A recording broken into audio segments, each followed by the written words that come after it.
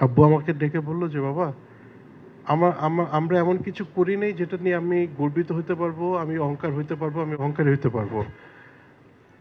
একমাত্র অহংকার যদি এই গুণটা কেউ থেকে থাকে সেটা হচ্ছে আল্লাহর। আমার খেয়াল আছে যে আমরা কোরবানিতে আমরা কোরবানির জন্য আমরা কিছু গরু আমরা সাধারণত পালি, পেলে আমরা সেটা কোরবানি দিই। আমাদের এখানে ঈদের সময় আমাদের ম্যাক্সিমাম আপনার লেবাররা চলে যায়।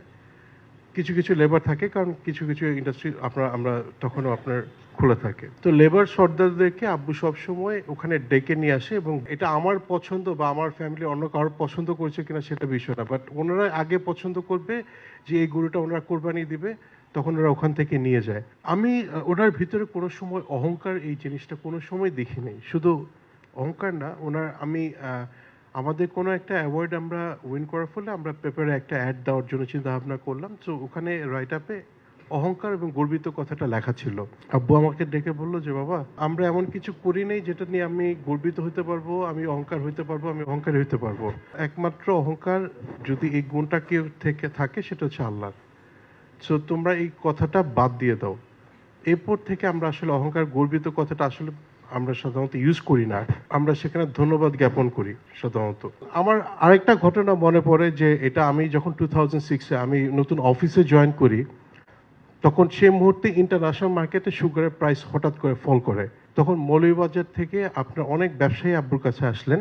লোকাল মার্কেটে চিনির দাম পড়ে যাওয়াতে ওনারা অনেক আপনার ক্ষতির সম্মুখীন হলেন। আব্বু আমাকে বললেন যে, "বাবা, তুমি এক কাজ করো, তুমি চাচাদের সাথে, ভাইয়াদের সাথে একটু বসো, কথা বলো।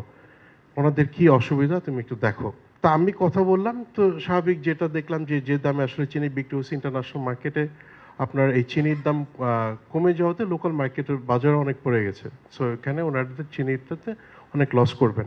তখন আমাকে আব্বু বলল যে, "বাবা, তুমি কোনোদিন পয়সা দিয়ে ব্যবসায়ী বানাতে পারবে না, ব্যবসায়ী তৈরি করতে পারবে না। ব্যবসায়ীরা নিজের গুণে ব্যবসায়ী হয়, এবং এই যে মৌলভীবাজারের যে ব্যবসায়ী, তারা হচ্ছে তোমার সাপোর্ট। তারা যদি স্ট্রং থাকে, তুমি তোমার ব্যবসা খুব ভালো মতো করে যেতে পারবা, কোনো চিন্তা করা লাগবে না। আজকে তারা যদি দুর্বল হয়ে যায়, তুমি দুর্বল হয়ে যাবা। সো এটা তোমার দায়িত্ব ওনাদের অসুবিধাগুলো দেখা।" আলহামদুলিল্লাহ, পরে আপনার আব্বু ওনাদের এই প্রবলেমটা অ্যাড্রেস করেন, এবং ওই ধাক্কাটা ওনারা কাটিয়ে উঠেছিলেন। কথাগুলো হয়তোবা অনেকের কাছে অবাস্তব লাগতে পারে, কিন্তু এটাই হচ্ছে ফজলুর রহমান।